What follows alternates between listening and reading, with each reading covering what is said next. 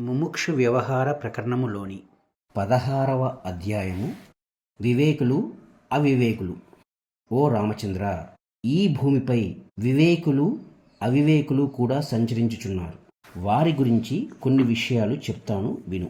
మనం విచారించబోయే ఈ అఖండ రామాయణ శాస్త్రము ఏ వివేకమును ప్రతిపాదిస్తోందో అట్టి వివేక దృష్టి కలిగి ఉన్నట్టి ఎందరో బుద్ధిమంతులు సన్మార్గమును అనుసరించిన వారై ఆత్మసాక్షాత్కారం పొంది ఉన్నారు.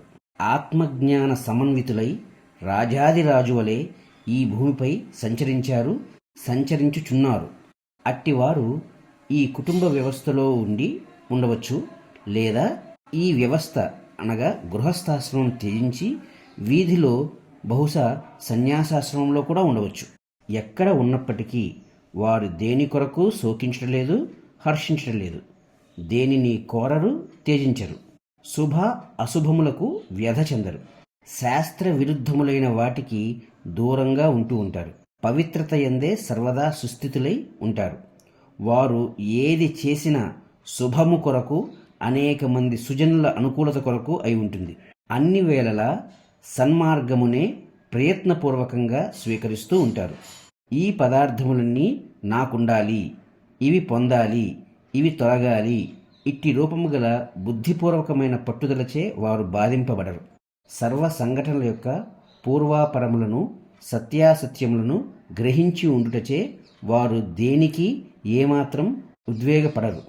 అయినప్పటికీ ఆయా లోకధర్మములను, సర్వుల సానుకూల్యతను దృష్టిలో పెట్టుకుని నిర్వర్తిస్తూ ఉంటారు. బాహ్యమునకు ఏది ఎప్పుడు ఎట్లు అనుకూలమో ఉచితమో అట్లే ప్రవర్తిస్తూ ఉంటారు. అంతరంగమున మాత్రం సర్వదా ఆత్మనిష్ఠులై నిష్క్రియులై ఉంటారు. ఈ లోకంలోని వారి రాకపోకలు, జన్మమృత్యువులు కూడా బుద్ధిపూర్వకములు కావు. అందుచేత వారు చేసేది, పలికేది నిష్కామమే అవుతుంది. పరమపదము అనగా ఏమో గ్రహించబడిన తరువాత సమస్త కార్యములు, దృష్టులు, గ్రాహ్య త్యాజ్యములు అనగా గ్రహించుట, త్యజించుటలు శూన్య రూపములుగానే ఉంటాయి. సర్వ విధములైన ఇచ్చలను, కర్తృత్వములను పరిత్యజించిన వారై సర్వదా మధురమైన మనోవృత్తి కలిగి ఉంటారు. శాంతరసమయముగు బ్రహ్మాకార వృత్తిచే చంద్రకిరణముల వంటి ప్రశాంతతను అనుభవిస్తూ ఉంటారు. ఆత్మస్వభావము తెలుసుకున్నవాడు మాయయే అయి ఉన్న ఈ దృశ్యము అనే ఇంద్రజాలమును చూచి ఆకర్షితుడు కాడు, వికర్షితుడు కాడు. వాటికి కారణమైన వాసనలను అనుసరించడు. బాల్య చాపల్యం ఉత్సృజ్య పూర్వం ఏవ విరాజితే.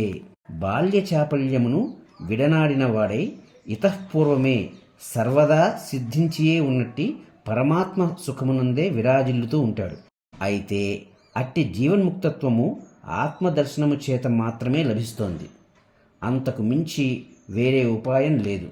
అందుచేత మనుజుడు విచారణ సమన్వితమైన బుద్ధితో యావత్ జీవితము ఆత్మాన్వేషణము చేస్తూనే ఉండాలి. ఆత్మతత్వమునే ఉపాసిస్తూ జ్ఞానమును పొందాలి. ఈ లౌకిక, పారలౌకిక కర్మలను కూడా అది దృష్టిలో పెట్టుకుని అందుకొరకే నిర్వర్తించాలి, మరి ఇంకెందుకొరకు కాదు.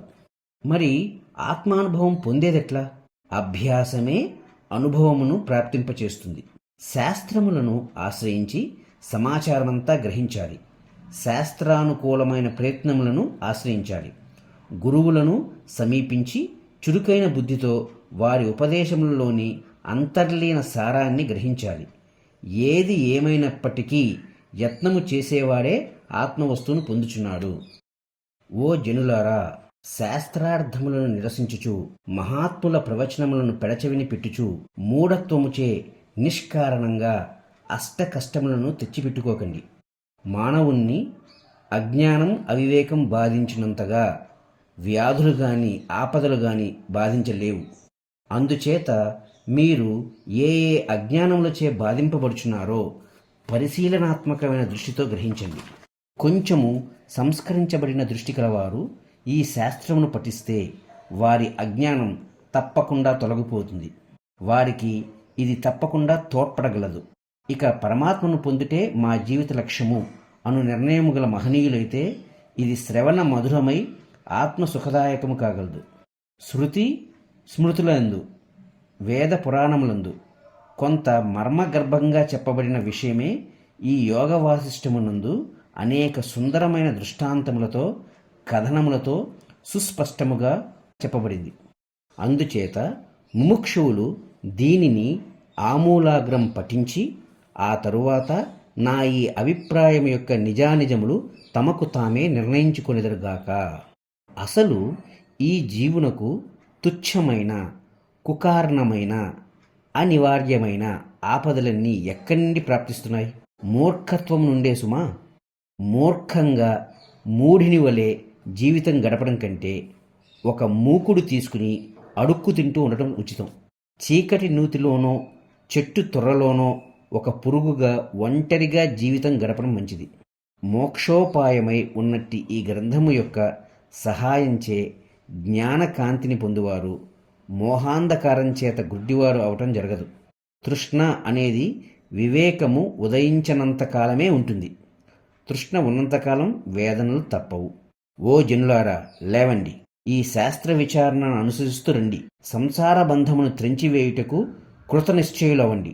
మా వంటి ఆప్తులు, హితులు, సద్గురువులు శాస్త్రములు ప్రతిపాదిస్తున్నదేమిటో చక్కగా వినండి, గ్రహించండి. అనేక ప్రమాణముల సహాయం చేత మనందరిలోనూ ఆత్మస్వభావ స్వరూపములేమిటో మీ ముందు ఉంచబోచున్నాము. స్వస్వరూపముగు ఆత్మను గ్రహించి అందు సుస్థిరులగువారు మా మహర్షుల వలనే జీవన్ముక్తులై వెలుగొందగలరు. ఈ సంసారంలో దుఃఖములు ఒకదాని వెనుక మరొకటి వచ్చి పోతూనే ఉంటాయి. దీనికి అంతు ఉండదు. ఇక ఇందులో మినుకు మినుకుమంటూ కనిపించే సుఖము లేశమాత్రమే. అందుచేత రామా, నీవు అల్పుని వలె దుఃఖములతో కూడిన ఈ సంసార సుఖముల వైపు దృష్టి మరల్చకుండెదవుగాక. వివేకి అగువాడు క్లేశరహితము, అద్వితీయము, అనంతము, స్వస్వరూపమాత్రము అయినట్టి మోక్షపదం పొందుటకే ప్రయత్నం చేస్తున్నాడు.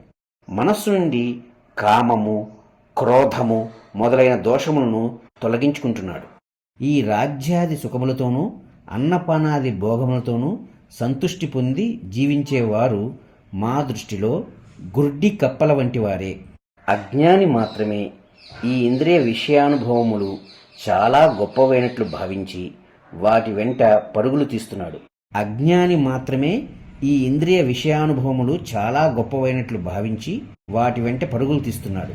ఫలితంగా అనేక దుఃఖములచే, ఆపదలచే, మోహములచే అనుక్షణం పీడింపబడుచున్నాడు. అవన్నీ వాస్తవానికి ప్రబల వంచకమైనవి, మిత్రరూపంలో కనబడే శత్రువులేనని నీకు వేరుగా చెప్పవలసిన పనేమున్నది రామా. వాటి యందు ఆసక్తి కలిగి ఉన్నట్టి జీవులు మోహము అనే చీకట్లో చిక్కుకుంటున్నారు. ఆయా ఆసక్తుల ప్రతిఫలంగా అనేక భయములను, నరకములను, దుఃఖములను, కష్టములను పొందటం జరుగుతోంది. ఈ సుఖదుఖాలు పరస్పర నాశకరములకు వెలుగు చీకట్లు వంటివి. పైగా అవి క్షణభంగురములు కూడా. అవి అత్యంత శ్రేయోదాయకమైన మోక్షమును చేకూర్చగలవా? లేదు.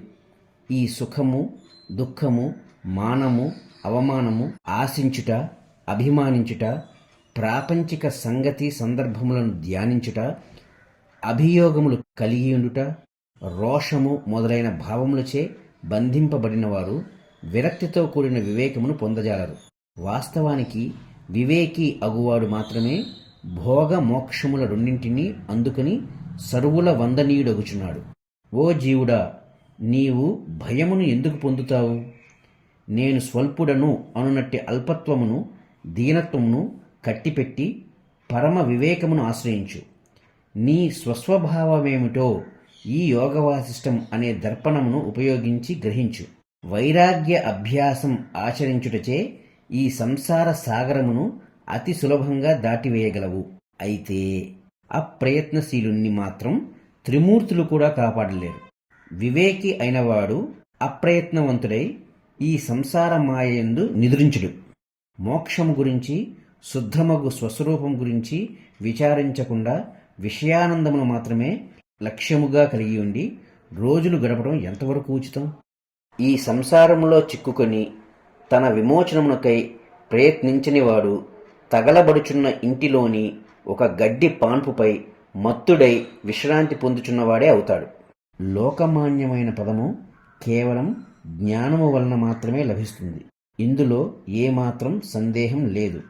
ఒకవేళ బ్రహ్మము అన్నది ఎక్కడున్నది, ఉంటే మాకు కనబడాలి కదా అని అంటారేమో. బ్రహ్మము ఉండని లేకుండని విచారణ చేస్తే తప్పేమున్నది? విచారణ అనగానే ఎందుకు పిరిగితనం, బద్ధకం వహించి ఉండాలి? ఇప్పుడు స్వస్వరూపం గురించి మనకు తెలిసిన దానికన్నా మనం విచారణ చేస్తే అనేక విషయాలు గ్రహించుటచే స్వస్థత చేకూరగలదు అని జనులు భావించెదరుగాక. అట్టి ప్రయత్నము జీవులను ఈ సంసార సాగరం నుండి దాటించి వేయగలదు అని సర్వజనులకు శుభమును కలుగజేయుటయే ఆశయముగా గల మేము మా అనుభవం యొక్క సారముగా ప్రకటించుచున్నాము. ఓ సభికులారా, మోక్షము అని చెప్పబడుచున్న దృశ్య వ్యవహారమునకు అతీతమైనట్టి మీ యొక్క, నా యొక్క, సర్వుల యొక్క స్వస్వరూపమే అయినట్టి స్వసత్తా సామాన్యము అనగా ద అబ్సల్యూట్ ఎగ్జిస్టెన్స్, స్వసత్తా సామాన్యము అను రూపము గల ఒకానొక స్థితి కలదు. ఈ వాక్యం మా అనుభవమంతా రంగరించి చెప్పుచున్నాం. మీరంతా అట్టి మోక్షభాగులు కావాలి. ఈ విచారణమంతా ప్రకటించడంలో మాకు గల ఉద్దేశ్యం అదే. సద్గురువును, సత్శాస్త్రమును ఆశ్రయించుటచే, స్వవిచారణచే సర్వాంతర్యామయగు ఈశ్వరుని అనగా ఆత్మదేవుని అనుగ్రహించే ఎవరైనా అట్టి స్థితిని పొందవచ్చు. అట్టి శుద్ధ చైతన్య స్వస్వరూపము గురించి విచారించండి, అప్పుడే స్వస్థత పొందగలరు. ఈ ముల్లోకములలో అట్టి మోక్ష స్థితి కంటే నిరపాయమైనది, భ్రమ శంక రహితమైనది మరొకటి ఉండదు. ఇంద్రియ సుఖములు, స్వర్గ సుఖములు ఇవన్నీ స్వసత్తా సామాన్యమగు మోక్ష స్థితితో పోల్చి చూస్తే సూర్యుని ముందు దివిటి వంటివి మాత్రమే సుమా. మీ హృదయంలో మేము మోక్షోపాయం తెలుసుకోవాలి అనే ప్రవృత్తి కనుక కలిగిందా, ఇక మోక్షం పొందటానికి ఎటువంటి ఆటంకం ఉండదు. అందుచేత సత్యదృష్టితో ఇందలి విచారణను గ్రహించండి.